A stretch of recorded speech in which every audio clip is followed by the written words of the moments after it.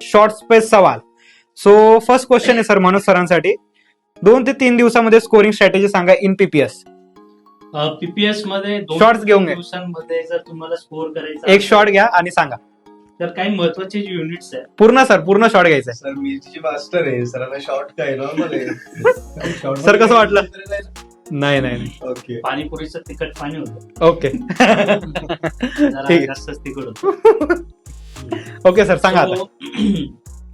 2 ते 3 दिवसाचा PPS clear करायचा असेल तर खूपच इझी आहे. सगळ्यात पहिले तुम्हाला फोकस द्यायचा आहे तुमच्या 2-3 महत्वाच्या टॉपिक्सवर. तर सगळ्यात पहिला टॉपिक आहे डेटा टाइप्स, ज्याच्यामध्ये डिक्शनरी झालं, लिस्ट झालं, आणि सगळ्यात महत्वाचं top of the data types आहे तो स्ट्रिंग. स्ट्रिंगवर खूप सारे प्रश्न विचारले जातात. सो डिक्शनरी, लिस्ट आणि स्ट्रिंग हे डेटा टाइप्स तुम्हाला माहितीच पाहिजे. त्याच्यामधल्या ज्या मेथड्स आहेत, कोणत्या इनबिल्ट मेथड्स आहेत, त्या मेथड्स तुम्हाला आल्या पाहिजेत. त्याची प्रॅक्टिस तुम्ही करायची. सिंपल प्रॉब्लेम्स तुम्ही सॉल्व्ह करून बघायचे. त्याच्यानंतर तुम्हाला फोकस करायचा ऑब्जेक्ट ओरिएंटेड प्रोग्रामिंग या टॉपिकवर. या टॉपिकमध्ये जेव्हा तुम्ही बघणार तर सगळ्यात महत्वाचा खूप वेळा विचारला जाणारा प्रश्न आहे ऑब्जेक्ट ओरिएंटेड प्रोग्रामिंगचे 4 पिलर्स जे आहेत polymorphism, abstraction and so on, right. ते 4 पिलर्स जे आहेत ते तुम्ही रटून घ्यायचे आहेत. ते हमखास विचारलेच जातात, राईट.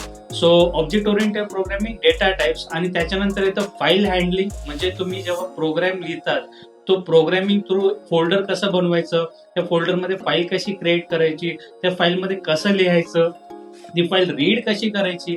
ते हे सगळे महत्वाचे टाइप्स आहेत. हे सगळे महत्वाचे तुमचे टॉपिक्स आहेत, नॉट टाइप्स. हे टॉपिक्स आहेत.